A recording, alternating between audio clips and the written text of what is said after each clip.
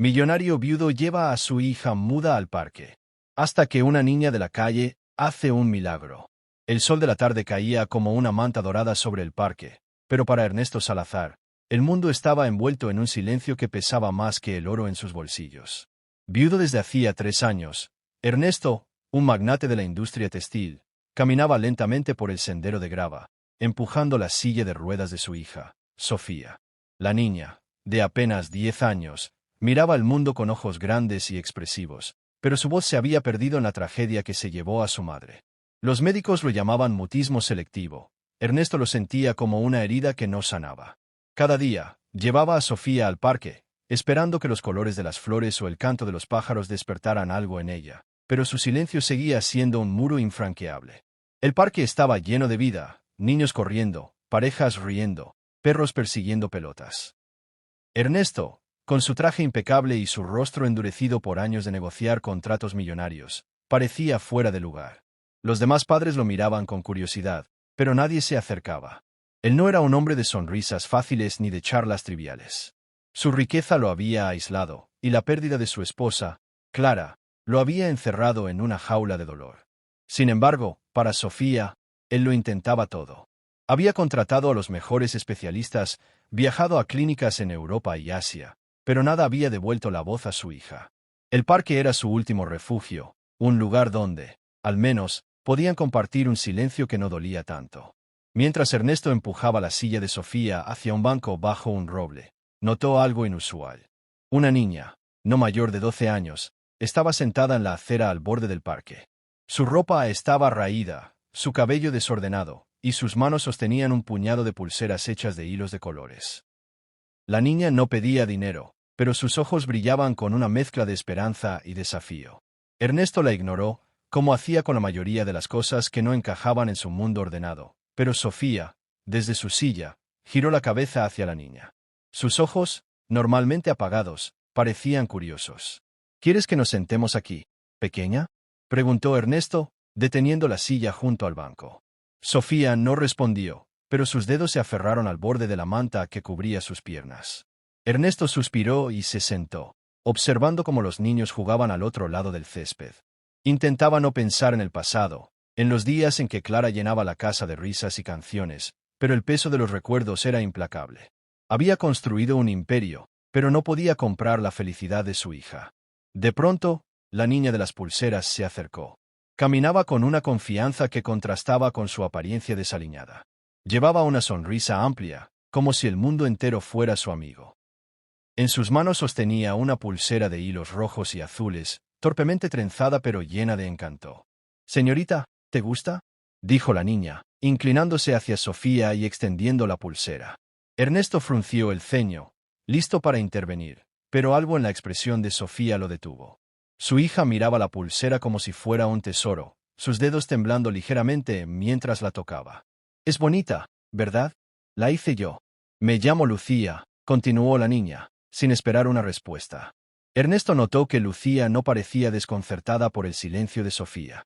Hablaba con ella como si fueran viejas amigas, describiendo cómo había aprendido a tejer las pulseras de su abuela, cómo los colores contaban historias. Ernesto quiso interrumpir, decir que no tenían dinero para comprar, pero algo en la voz de Lucía lo hizo callar. Era una voz llena de vida, sin rastro de lástima o pretensión. Sofía, para sorpresa de Ernesto, extendió la mano y tomó la pulsera. Sus dedos la giraron lentamente, como si estuviera descifrando un mensaje secreto. Lucía se sentó en el césped frente a ella, sin pedir permiso, y comenzó a hablar de un pájaro que había visto esa mañana, uno con plumas tan brillantes que parecía un pedazo de arcoíris.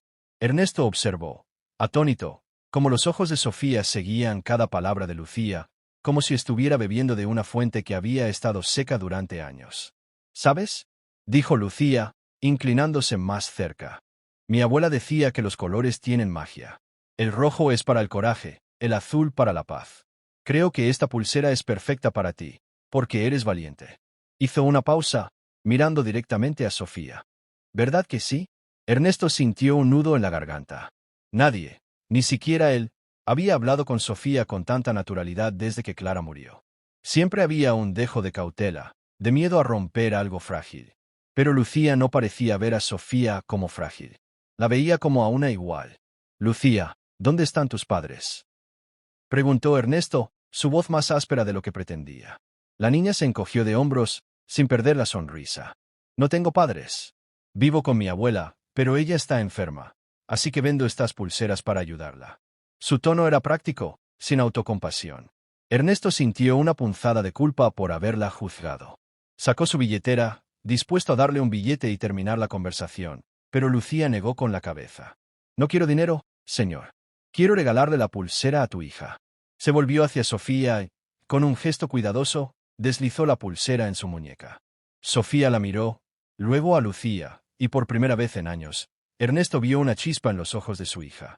No era una palabra, no era una risa, pero era algo. Algo vivo. Esa noche, en la mansión impecable donde vivían, Ernesto no podía dormir. La imagen de Lucía, con su ropa gastada y su sonrisa indestructible, lo perseguía.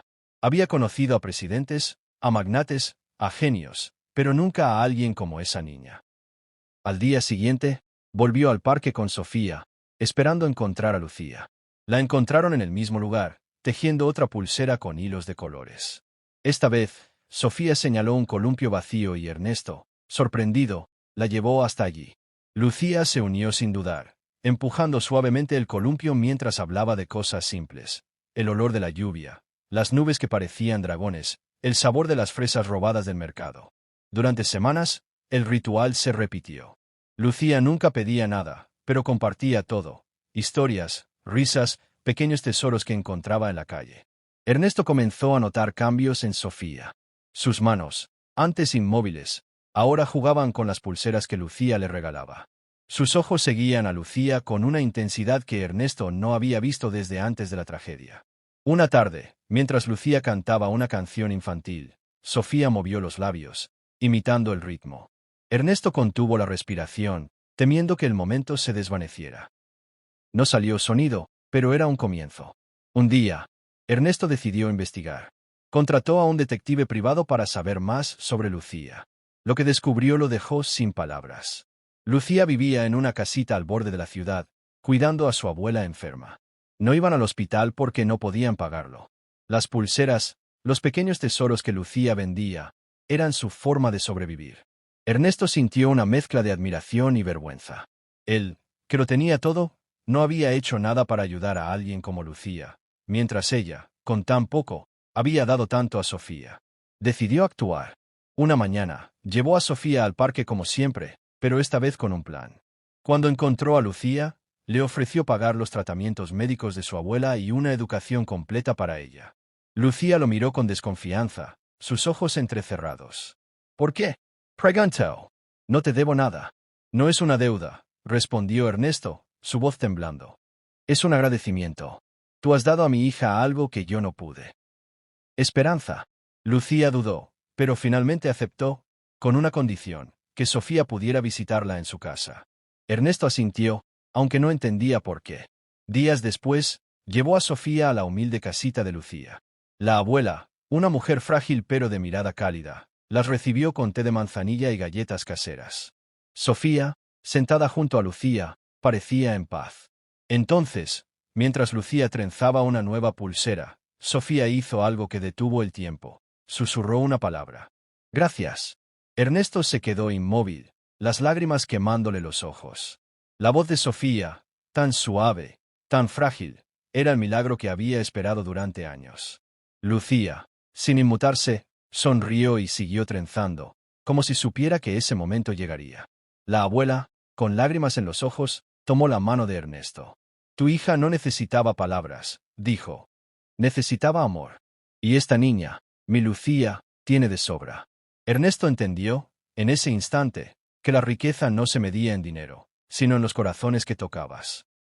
Lucía, con sus pulseras y su valentía, había roto el silencio de Sofía, no con magia, sino con la simple y poderosa fuerza de la bondad. Desde ese día, Ernesto cambió. Donó millones para hospitales infantiles, creó becas para niños como Lucía, pero, sobre todo, aprendió a escuchar, a amar, a vivir. Y cada tarde, cuando llevaba a Sofía al parque, no buscaba milagros.